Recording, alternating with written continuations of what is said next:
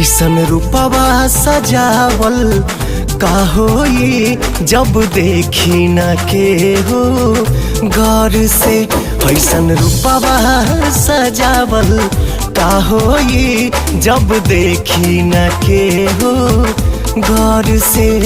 जब देखल चाही तू करेलू नहीं, मन गुजरेला गजबे दौर से।